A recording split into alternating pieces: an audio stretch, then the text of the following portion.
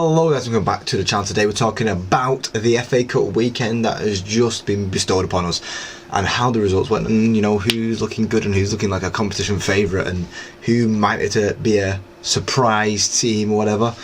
Starting with Villa beating Cardiff as I predicted. Max Asensio was scoring 2 goals as well to knock Cardiff out there, but we're just smart. I said, well, I mean, it's not a hard prediction, that one, is it? But it was a comfortable one.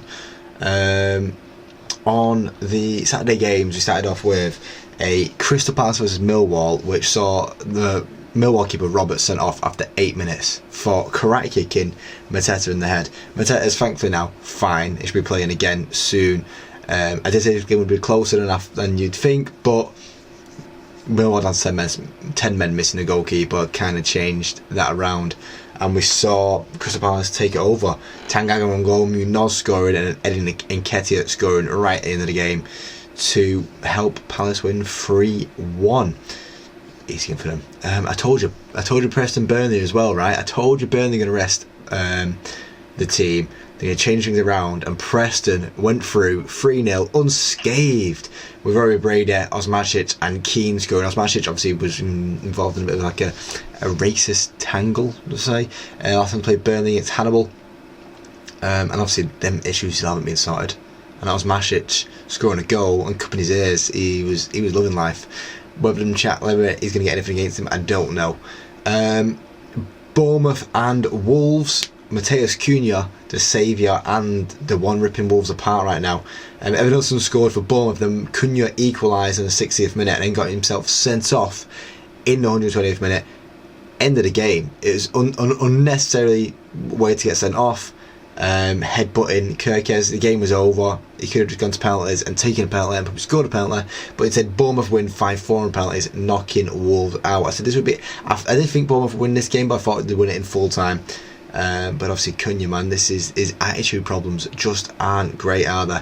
And then Plymouth and City. Plymouth actually opening scoring, and I thought, oh my god, I've got this one right. I've predicted that Plymouth did upset, and it's gonna send shockwaves through the tournament. But no, City win 3-1. Nico Riley scoring 2 goals, which is a surprising goal scorer. But yeah, and then De Bruyne scoring right into the game to seal things off.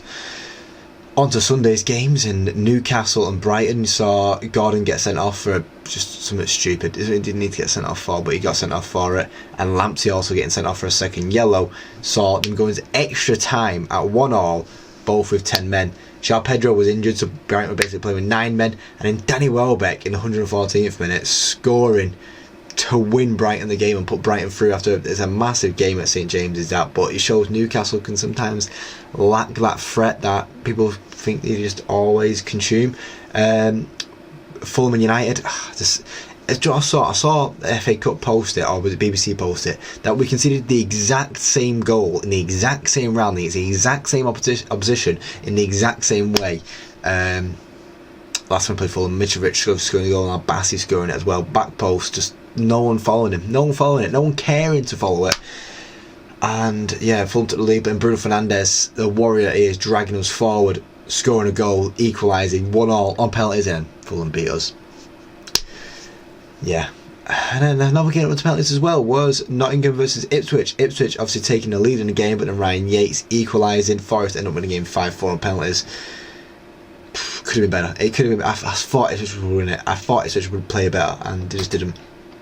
Into the quarterfinals with 4 games, obviously, and it's 4, well matched games, I would say.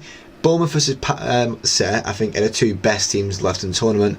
Bournemouth fans aren't happy with getting City because obviously they want to go to Wembley. It's, as you would want to go to Wembley. I think Bournemouth could upset City, but I can just see City. I can see Pep saying this is where they can win a trophy this year. This is the way they can take it on and pushing as far as they can. Brighton and Forest. I mean, Forest have just beaten Brighton 7-0. Brighton might be out for revenge, but Forest also does have Brighton's number to be like, yo, we're gonna pummel you again. So I expect to see City and Forest go through into the semis. Fulham Palace, you'd expect to see Palace through. I think Palace are a better team than Fulham, but Palace just play poor in London derbies. They don't just beat Millwall, but they do play poor in them London derbies.